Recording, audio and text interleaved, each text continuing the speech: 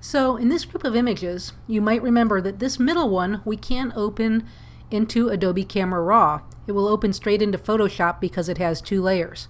So let's just double click on it and open it. So here we are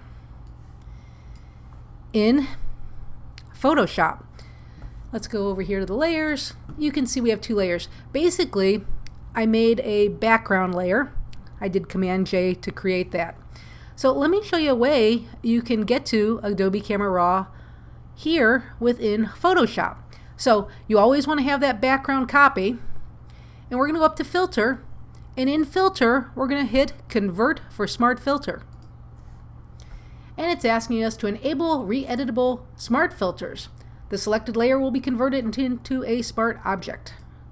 Okay, so now this layer has this little icon on it.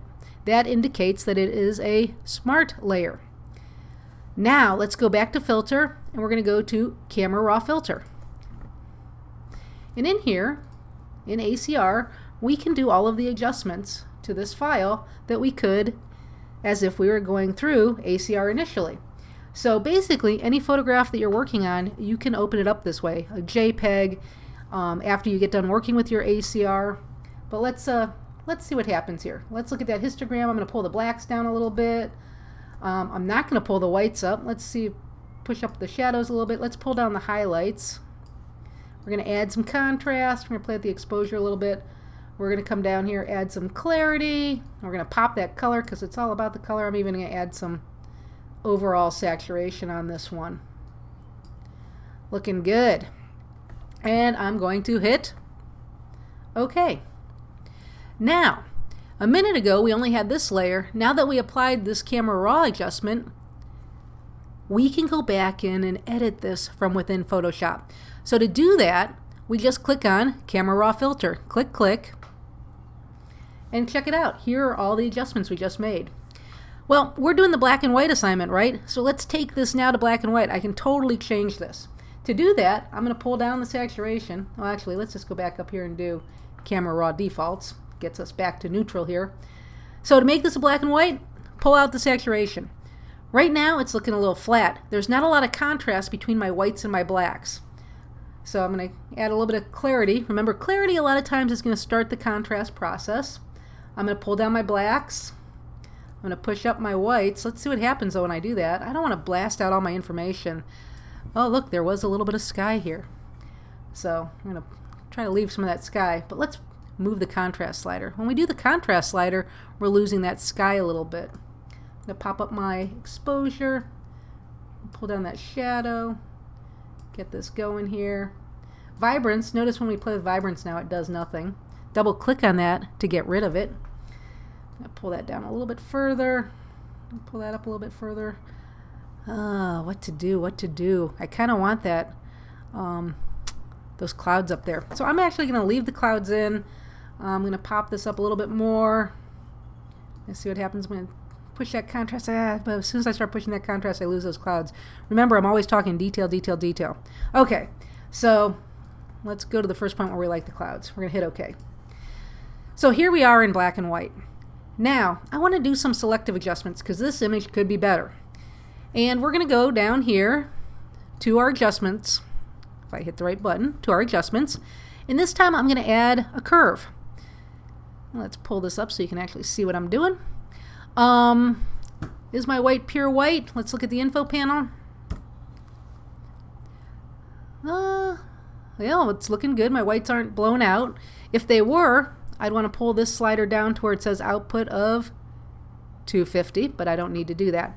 Okay, so what I'm going to do is I'm going to pull down to darken, and I'm going to push this up to give me some contrast in that image.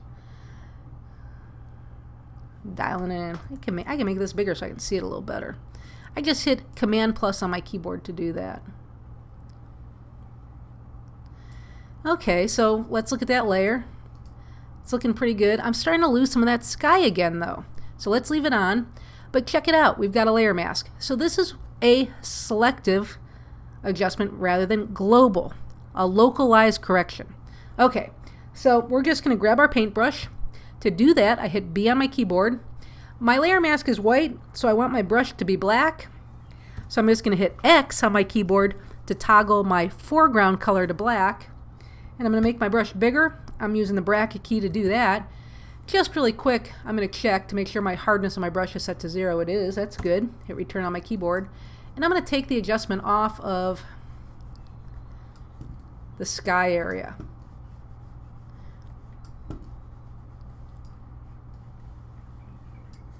Okay. Actually, I think I do want it on these trees. See the difference there? So I'm just going to make sure that I still have all that adjustment in there. So kept keeping the sky, but adding a lot of contrast. That's looking lots better. Now, if I wanted to, change my mind or something, I can come in here and adjust this still on the fly. Okay, I'm going to make another adjustment layer. This time, I'm going to make this bigger. I really want to think about this face because I think this is pretty important. So I'm going to use the targeted adjustment tool. That's this little hand with the arrows. And I'm going to come over here. I'm going to brighten up his face a little bit more. Let's see what that looks like. From that to that, from that to that. Let's make the image smaller. So on the whole, it's kind of overkill, right? Look at how we're losing the detail in the truck. But he's looking better. So this time, I'm going to hit Command I on my keyboard because I just want to paint back in where he is to make him pop a little bit more. So I need to hit the brush tool, B again, and this time I'm going to paint with white, and I just gave it a few little dots through here.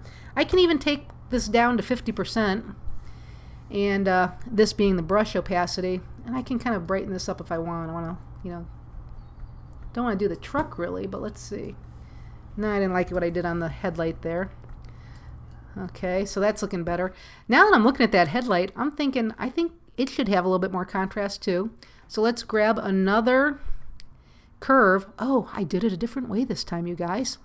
So at the bottom of the layers panel, you have this little cookie icon, and you can just grab any of your adjustments from here as well. It works the exact same way. This time, target adjustment tool, I'm going to come in here, I'm going to pop that up, and I'm going to come down here and pull this down.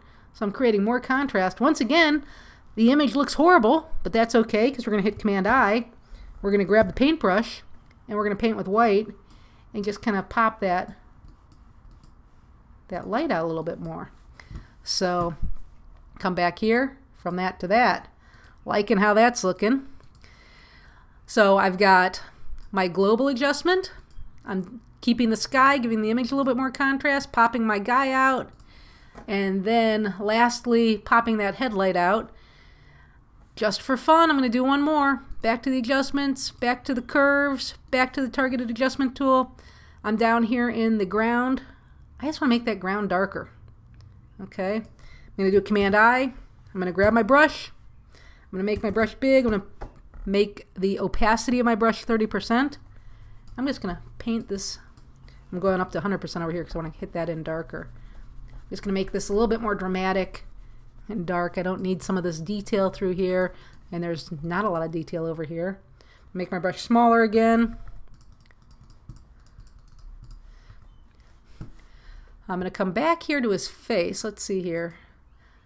Click back on there. Notice as I click on each one of these, I get the different curve that I've been working on. So this, and to make sure that you're on the right one, click the layer on and off. So I just popped it a little bit further in the mid-tone grays. So you guys, we went from, hold my Option key, click on my eyeball, we went from this to this. It's looking a lot more dramatic and a lot more interesting. While I'm here, if I come back up here to this layer, I'm clicking back on the layer mask. Remember, it really matters what part of the layer you click on. I'm going to go back to my brush. I'm at 100%. I'm going to make my brush bigger. I'm going to darken this in. Why am I doing that? I want to push our eye over towards the guy. Okay? So I'm using that as a tool to direct my viewers' attention to what I want them to look at. Let's see what happens if I click that a little bit. Awesome. Turn this on and off, make sure nothing looks awkward. Take this back to 50%. I'm hitting the X. I'm just going to pull a little bit off of the front of the building here. And you know what? I'm calling this one good. So use your selective controls. You can really manipulate an image in good ways. That's what's going to separate you from the Lightroom user.